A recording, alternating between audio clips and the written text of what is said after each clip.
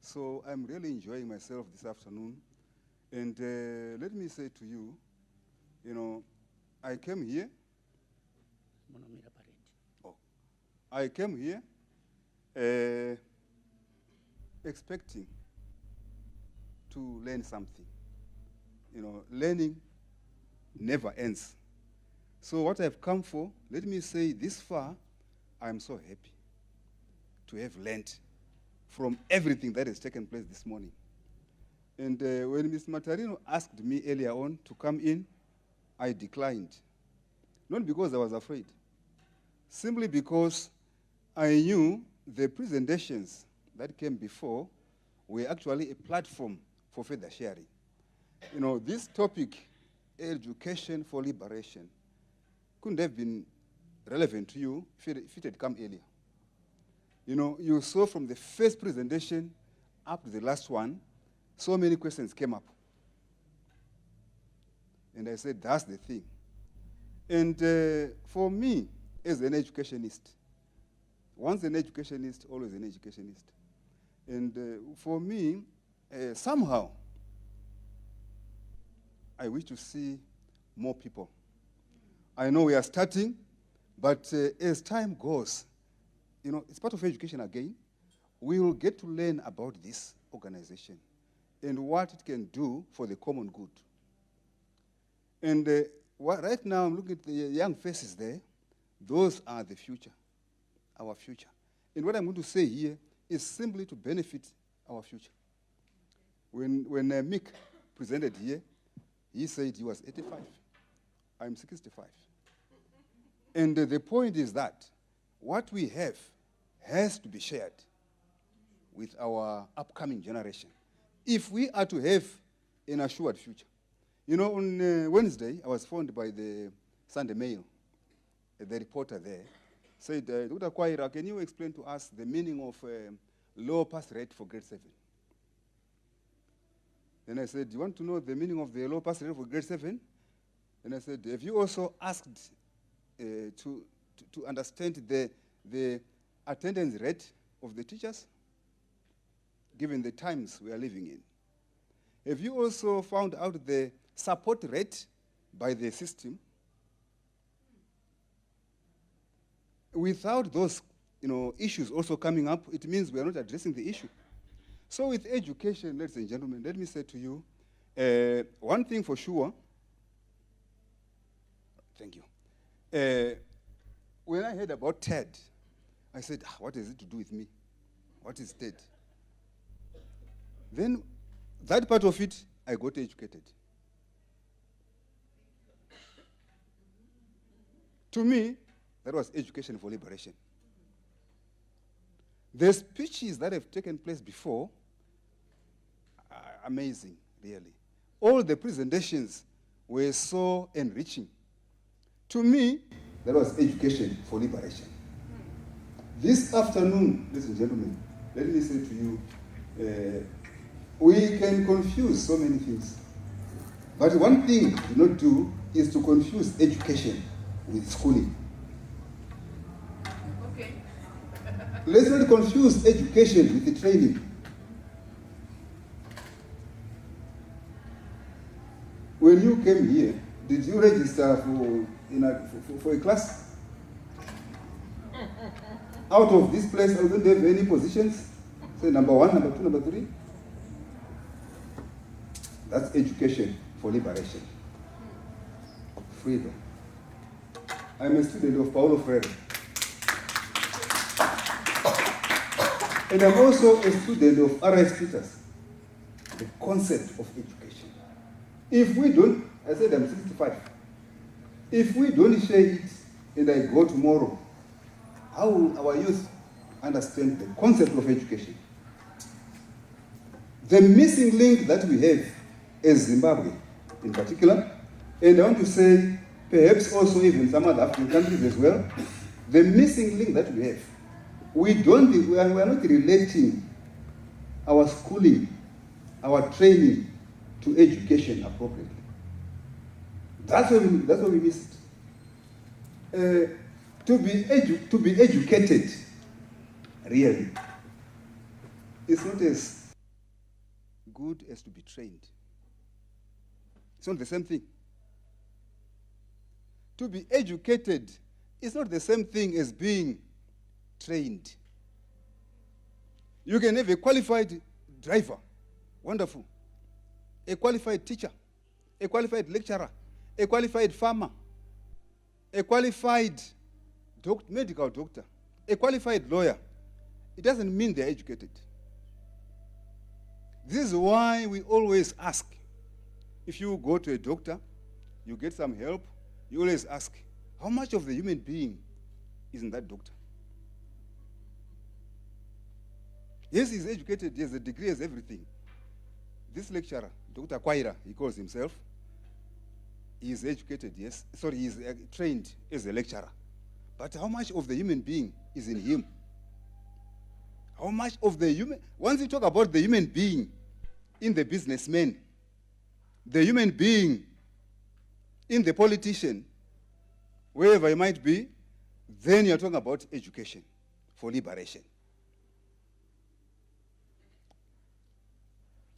Ladies and gentlemen, if you look at, for me, when I heard about TED, I said, TED. Then I got educated. TED means technology. Correct me if I'm wrong, those in the house. E means entertainment. Then D, design. Is that correct? Right. Then I said, it's relevant. Because my department at the University of Zimbabwe, my department, Art, Design and Technology Education, is really putting itself forward. And our main effort, I will not waste your time with many details, because much of the details, actually, if you look at the presentations earlier on, they are covering what I've said. I'm simply addressing those issues where there was some kind of confusion. So my department always works closely with communities. It's art, design, and technology, education. Then on the other side, we have TED, technology, entertainment, and design. What more can you expect of a relationship? It's a marriage. And I wish this association grows from strength to strength, not for individual purposes, but for the common good, for the progress of humanity, that is. And let me tell you again, with education, when I said education is not to be confused with the training. Education has no boundaries. Education has no boundaries. Education, you can't even grab it and say it's mine as an individual. If it was like that, I'm telling you, there are so many selfish individuals like me who would have grabbed it and said, I'll keep it in my suitcase. And even from the video, the leading video about TED that we have just seen there, it says, even those in prison. I don't know if you got it. Then I said, yes. Those in prison. I know in 1979, I was actually in prison myself. During the war, I refused to go for call-up, and I was imprisoned for refusing. And after O-level, you're supposed to go for call-up. Then I refused. Then I was arrested. But then within that, I was still continuing with my education. Do you know how? The moment you think seriously about a problem, the moment you think seriously about your neighbor who is suffering, how can we help this neighbor? Then you are talking about education for liberation. All the training we might have, what are they for? All the training activities, all the schooling, what do we need it for? To solve problems. Not for numbers or opposition. Yesterday, my daughter, they closed school yesterday. I have two daughters in my old age, blessed with two daughters. One in grade 1, one in grade 4. Yeah, you see? Refusing to expire. And I have 3 grandchildren in England. My first son went there, and my second son is also there. They got married, and they have 3 children there. And let me say to you, I'm so happy to be here with you, because these are the issues we're going to share. And I will not waste your time. I will go briefly, quickly, and everything. But some of the things have been said already.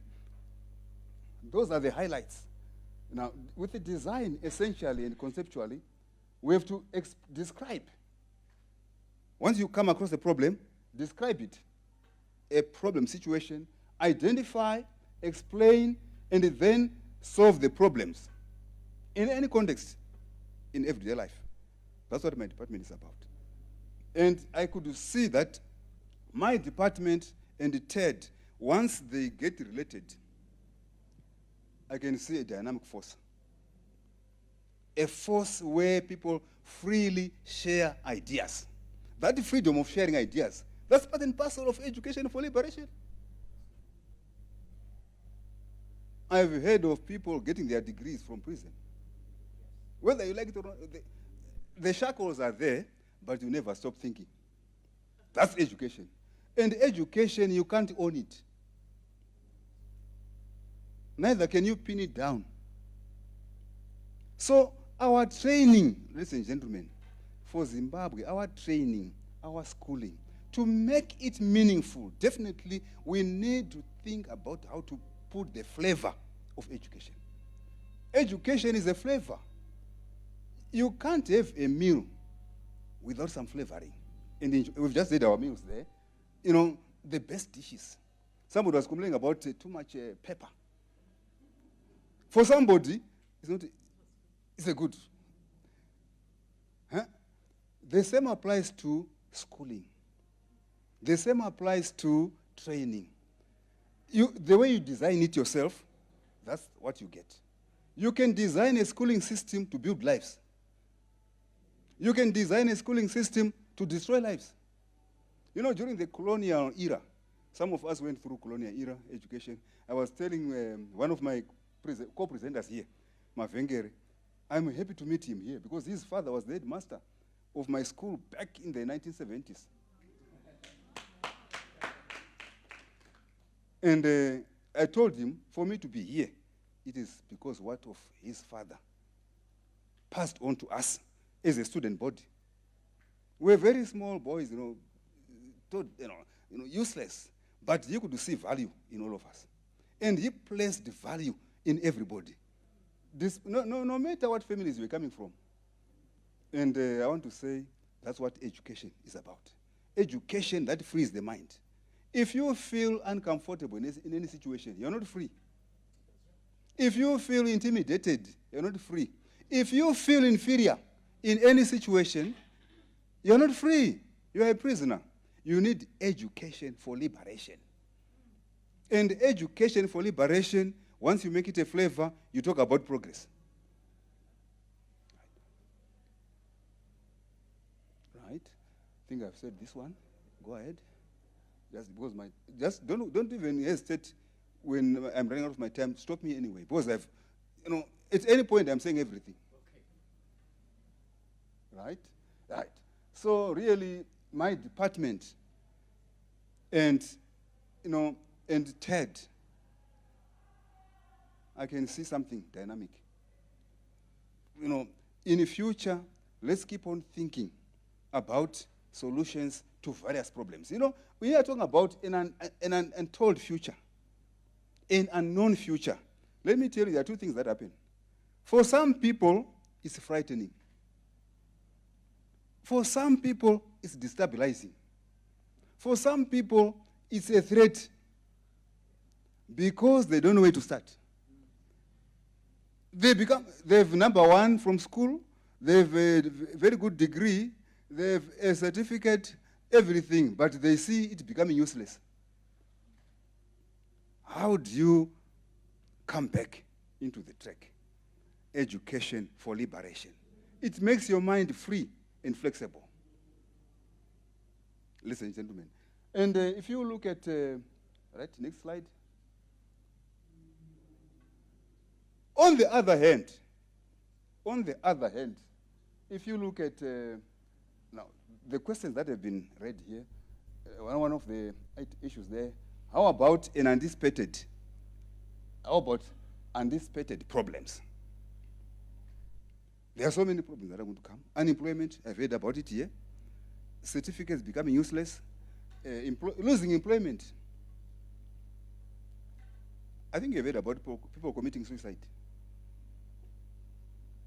living, good life, but saying, I'm giving up. Now, with education for liberation, you must be liberated out of that kind of thinking. When there are problems, for some people, it becomes a challenge that is worth it. It becomes an opportunity for creativity. If you are oriented towards education for liberation. It's not about, you can have a university, you can have a school, you can have everything. If there is no flavor, where you balance your training, where you balance your schooling with, how much of education is there? Remember, I said education can be harmful, education can be constructive.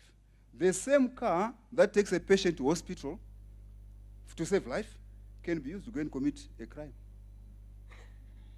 The same knife that can be used to prepare, vegetables for a meal, a good dinner, can be used to commit crime.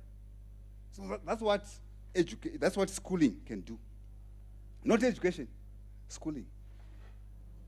Not education, but a training. Wrong training can be very harmful.